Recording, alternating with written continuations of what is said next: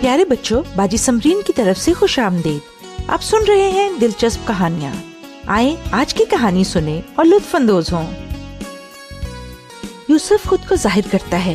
پیدائش 44واں اور 45واں باب۔ خدا سب چیزوں کو بھلائی میں تبدیل کر دیتا ہے۔ کتنا زبردست دن ہے۔ یوسف کے بھائیوں نے دوبارہ مصر کی جانب اپنا سفر طے کیا تاکہ اناج خرید سکیں۔ وہ یہ نہیں جانتے تھے کہ اس ملک میں ان کا بھائی دوسرے نمبر کا حاکم تھا، وہ جسے انہوں نے 20 سال پہلے غلام بننے کے لیے بیچ دیا تھا، کیونکہ وہ اس سے حسد کرتے تھے۔ یوسف نے ایک جشن کی تیاری کا حکم دیا، بیٹھنے کا انتظام بالکل گھر جیسا کیا۔ سب بھائی یہ دیکھ کر حیران ہوئے۔ جب وہ اناج کی بھری ہوئی بوریوں کے ساتھ گھر کے راستے پر چل پڑے تو وہ بہت خوش تھے، لیکن وہ ابھی زیادہ دور نہیں گئے ہوں گے کہ رکو، ہلنا مت، تم نے میرے مالک کا چاندی کا پیالہ چوری کیا ہے؟ نہیں، ہم نے کوئی بھی چیز نہیں چرائی، تم خود دیکھ لو۔ نوکر نے سب چیزوں کی تلاشی لی۔ آخری بوری جو اس نے کھولی وہ بنیامین کی بوری تھی۔ یہ رہا چور، سب واپس جا سکتے ہیں اور تم یہاں پر غلام بن کر رہو گے۔ ان کو یوسف کے سامنے پیش کیا گیا۔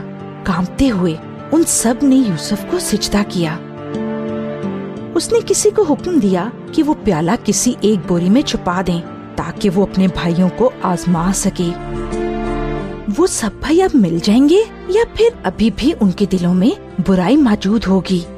یوسف نے سختی سے ان سے پوچھا، تم نے ایسا کیوں کیا؟ جو چور ہے وہ یہیں پر رہے گا میرے پاس غلام بن کر۔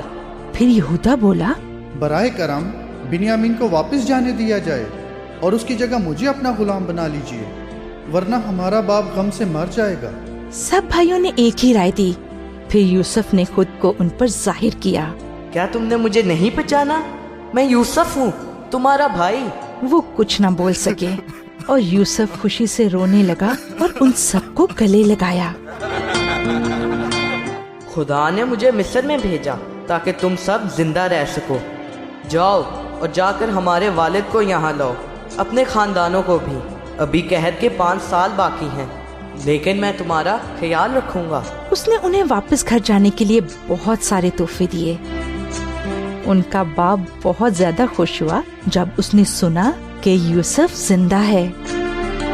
اس کے بعد جلد ہی 70 لوگ اپنا مال اور مویشی لے کر مصر کی سب سے اچھی جگہ چلے گئے۔ کتنا بڑا جشن! 20 سال کے بعد یوسف نے اپنے باپ کو پھر سے دیکھا۔ خدا نے ہر چیز کو بھلائی میں بدل دیا اور ان بھائیوں نے آخرکار اپنی غلطی کا اقرار کیا۔ یوسف، ہم نے تمہارے ساتھ جو سلوک کیا، مہربانی سے اس کے لیے ہمیں معاف کر دو، ہم شرمندہ ہیں۔